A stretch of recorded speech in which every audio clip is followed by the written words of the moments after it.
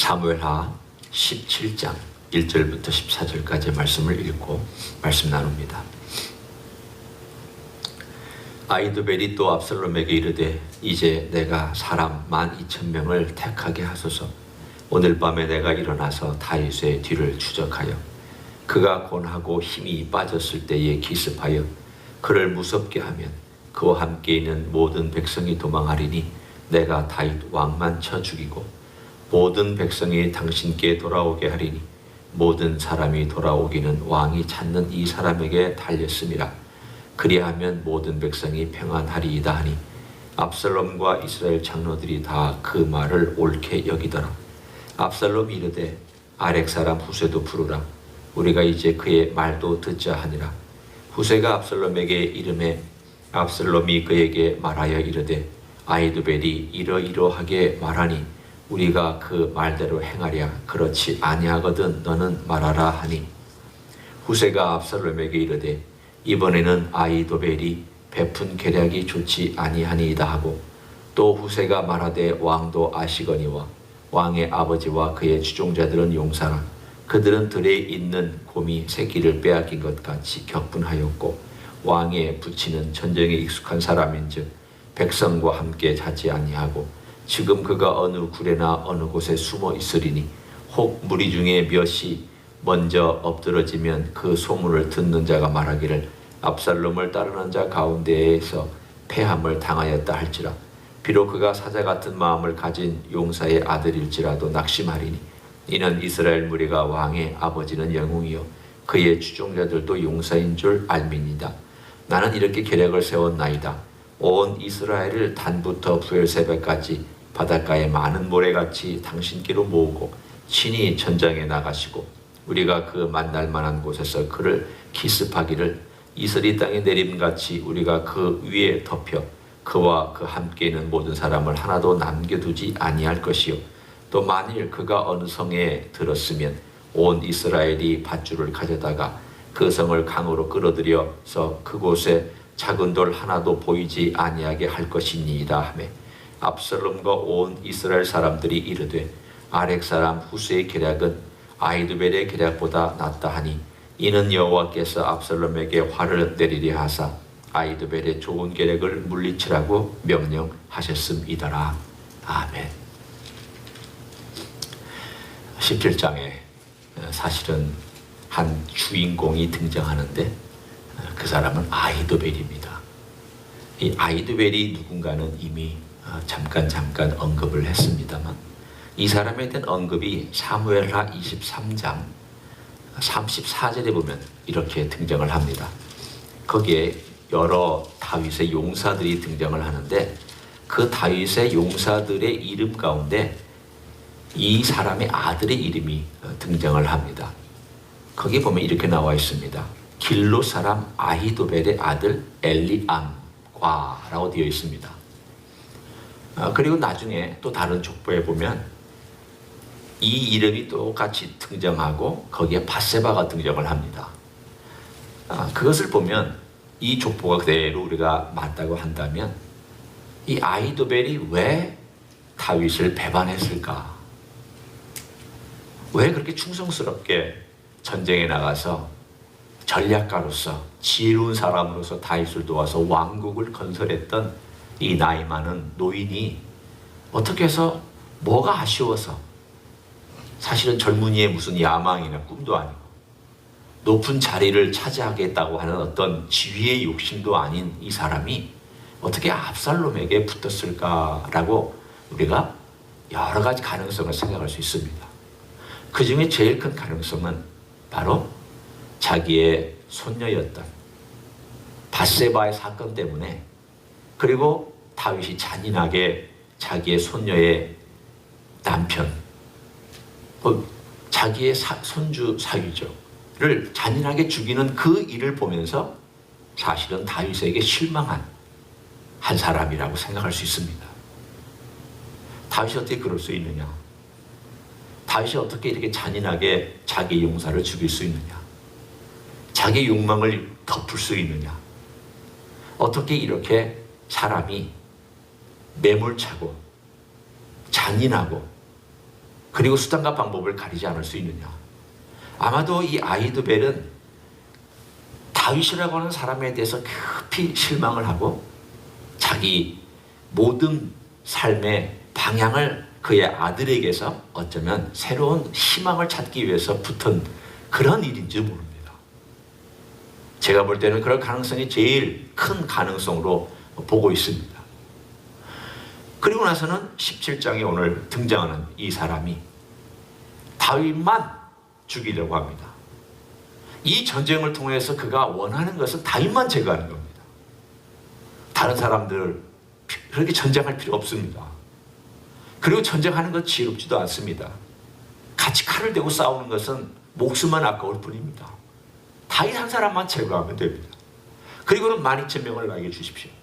내가 이 밤에 추적에 가서 다윗만 제거하고 나라를 다시 당신에게 바치면 당신은 그때부터 이 나라를 다스리면 됩니다. 얼마나 지혜롭고 얼마나 전략가다운 생각입니까? 얼마나 똑똑합니까?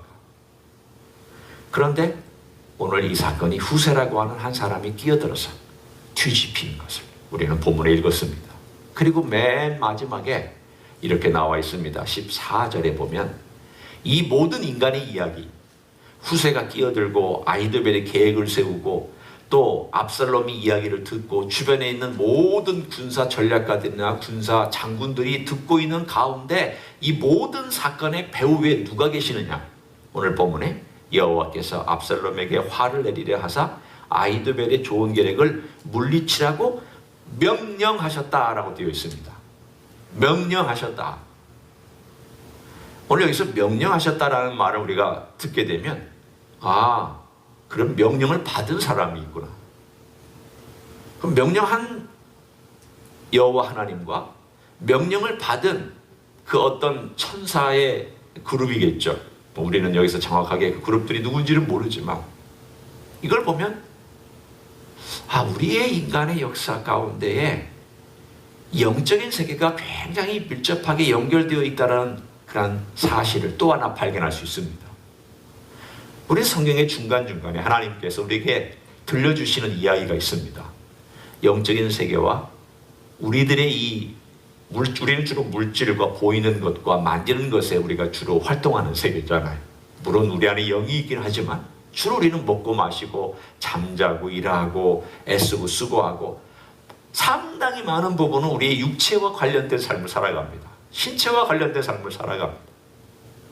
그런데 이 신체 혹은 보이는 세계와 관련된 밀접하게 관련되어 있는 어떨 때는 이 세계를 반대로 역사하기도 하고 어떨 때 이 세계를 위하여 역사하기도 하는 이런 모든 것들이 다 어떤 의미로 보면 영적인 세계와 연결되어 있다는 것을 우리들에게 힌트로 딱 던져줍니다.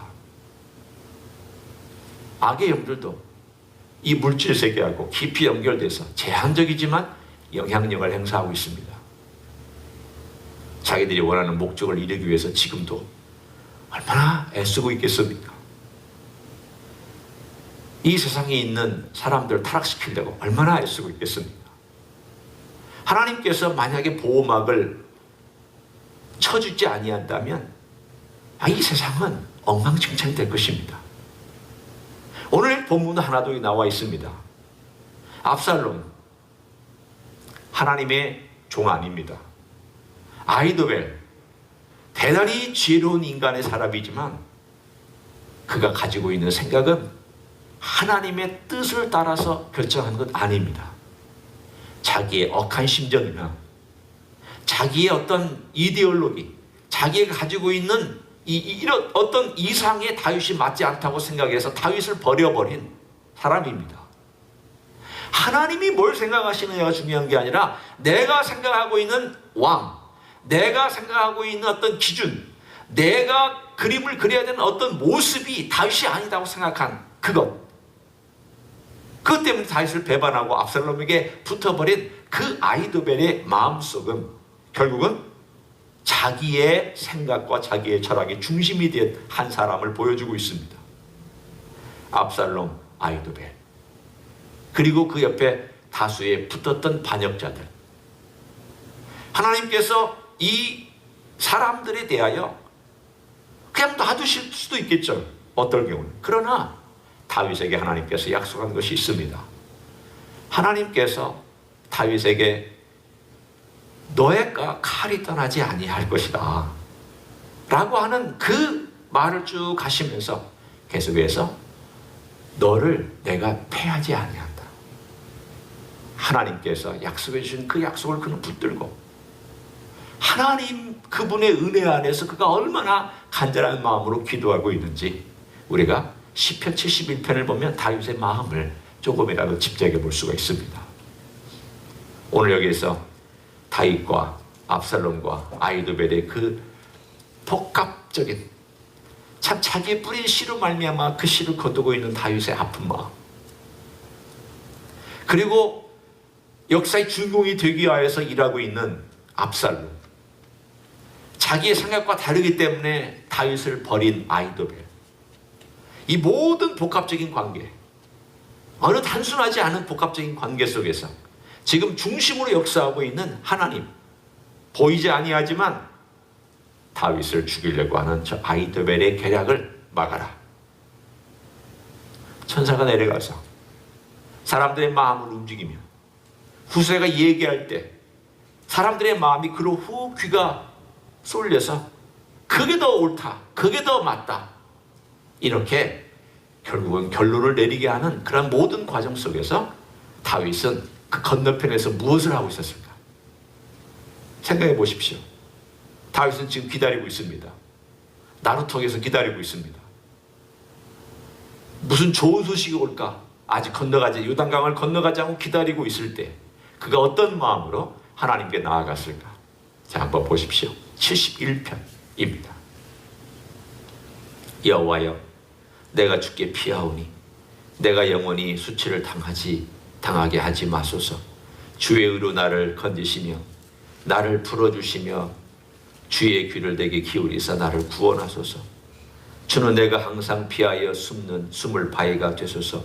주께서 나를 구원하라 명령하셨으니 이는 주께서 나의 반석이시요 나의 요새이심이니이다. 나의 하나님이여, 나를 악인의 손 곧 불의한 자와 흉악한 자의 장중에서 피하게 하소서. 오늘 여기에 한마디 귀중한 메시지가 나옵니다.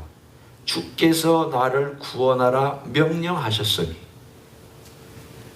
그가 어떻게 이 명령을 들었는지 우리는 알 길이 없습니다. 그가 기도하는 가운데 들었는지 혹은 나단 선지자와 같은 선지자를 통해서 들었는지 우리는 알 방법이 없습니다. 그러나 한 가지 그가 기도하는 가운데 분명히 듣고 혹은 느끼고 혹은 고백하고 있는 내용이 뭐냐면 주께서 저를 구원하라고 명령하셨습니다.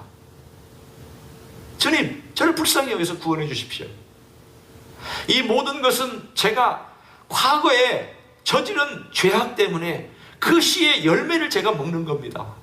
그러나 하나님, 그 씨의 열매를 먹는 이 고난 가운데라도 저의 영혼을 불쌍히 여겨주시고 저를 구원해 주십시오. 이 험난한 상황 가운데 저를 구원해 주십시오.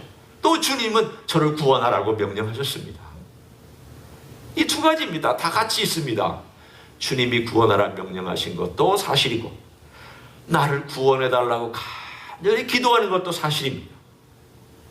우리는 주님이 나를 구원하라 하셨으니 나는 기도하지 않고 이제 마음 편히 자겠습니다. 그게 아니라 이 어려운 상황 가운데 하나님, 저를 구원하라 명령하셨으니 저를 구원해 주십시오. 저를 불쌍히 여겨 주십시오. 그러면서 그가 그의 인생의 전부를 회고하는 기도를 드립니다. 어떻게 회고하는지 한번 들어보십시오. 5절부터 주 여호와여, 주는 나의 소망이시오 내가 어릴 때부터 신뢰한 이신이요 내가 모태에서부터 주를 의지하였사오 나의 어머니의 배에서부터 주께서 나를 택하셨사오 나는 항상 주를 찬송하리이다. 나는 무리에게 이상한 징조같이 되었사오나 주는 나의 견고한 피난처시오니 주를 찬송함과 주께 영광 돌림이 종일토록 내 입에 가득하리이다. 실제 나와 있는 것처럼 무리에게 이상한 징조가 되었습니다. 무리들이 얘기하기를 다윗이 벌받는구나, 다윗이 망하고 있구나, 다윗도 그렇게 되는구나, 저 이상한 징조네, 하나님이 심판하시는 징조가 아닌가, 온갖 종류의 해석에 다 가능한 그러한 징조를 다윗이 고난당하는 삶 가운데 사람들이 수근수근거리고 있습니다. 적들이 수근거리던 그 안에 사람들은 침묵 가운데 조용히 의심하고 있던 그 수근거리고 있는 이상한 징조 가운데서 그가 어렸을 때부터 자기 자신을 돌아보고 있습니다. 하나님, 어렸을 때부터 저를 도와주셨습니다. 그의 과거를 쭉 회고하고, 그리고 하나님께서 은혜로 자기를 지켜주신 것을 감사하고, 그리고 하나님께서 또 앞으로 구원해 주실 것을 기대하면서 오늘 이 71편을 보면 그의 인생에 나이가 든, 제가 볼 때 이 71편은 꼭 이 상황에 너무 정확하게 맞습니다. 더 뒤에 길기 때문에 제가 다 읽지는 않습니다. 그러나 저를 버리지 마십시오. 노년의 저를 버리지 마십시오. 노년에서 그가 버림받을 만한 사건은 압살롬 사건밖에 없습니다. 나이 들어서 고난당한 사건은 압살롬 사건입니다. 나중에 있는 다른 사건들은 그의 목숨이 왔다 갔다 할 정도의 그런 사건들이 아닙니다. 노년에 저를 버리지 말아 주십시오. 주님, 저를 불쌍히 여겨 주십시오. 주님 명령하신 그 명령대로 저를 좀 살려주십시오. 그래서 제가 마음껏 주님의 은혜를 찬양하고 노래하고 간증하게 해주십시오. 그렇게 기도하고 있습니다. 우리의 삶에 우리의 기도도 그렇습니다. 하나님께서 우리를 보호하십니다. 그러나 또 보호를 위하여 기도해야 됩니다. 하나님이 우리와 임재하십니다. 그러나 또 우리는 하나님의 임재를 위하여 기도해야 됩니다. 하나님이 우리와 동행해 주십니다. 그러나 우리는 또 마치 하나님이 동행하지 않으시는 것처럼 동행을 간구하며 동행을 간절히 구하며 기도해야 합니다.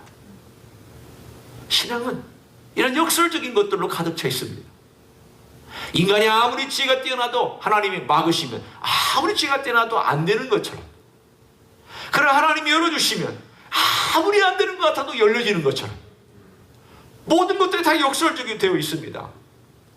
하나님이 행하시도록, 하나님이 역사하시도록, 하나님이 일하시도록, 쉬지 않고 하나님께서 일하시도록, 그 상황에 개입하셔서 하나님께서 역사하시도록 우리가 기도해야 되고 간구해야 되고, 또 주님께 이 어려운 상황 가운데 불쌍히 여기달라고 우리는 주님께 매달릴 필요가 있습니다. 내가 뿌린 씨앗을 지금 거둔다 할지라도 주님께 우리가 간절히 구하며 그 환난 가운데 또 주님은 우리 영혼을 지켜주시고 그 환난 속에서 우리가 하나님을 경험하게 만들며 그 은혜를 경험한다. 그 다음에 가까운 미래나 먼 미래에 하나님의 은혜였다고, 그때 나는 정말 하나님의 은혜 없이는 이 과정을 통과할 수가 없었다고, 정말 하나님이 역사하셨다고, 그렇게 자랑하고 싶다고, 하나님을 자랑하고 싶다고 다윗은 시편 71편에 고백하고 있습니다. 우리의 고백이 그런 고백이 되기를 원합니다. 오늘 하루도 우리 주님께서 우리에게 주신 이 상황, 때로는 대부분의 우리가 당하는 고난은 내가 뿌린 씨앗입니다. 특별한 어떤 경우를 제외하고 다 내가 뿌린 씨앗들 때문에 내가 고난을 당합니다. 그러나 그럼에도 불구하고 주님이 우리를 버리지 않냐고 도와주실 때 우리는 주님께 매어 달리고 주님께 은혜를 구하고 주님의 역사를 기대하고 있으면 주께서 새로운 방법으로 우리의 길을 열어 가실 줄로 믿습니다. 그런 놀라운 삶이 되시기를 예수님의 이름으로 간절히 축원합니다. 하나님 아버지, 여러 가지 어려운 고난과 환난이 있습니다. 우리가 뿌린 씨앗 때문에 그 열매를 거둘 때도 있습니다. 그러나 주님, 그 어려운 가운데 불쌍히 여기시고 은혜를 베풀어 주시기를 원합니다.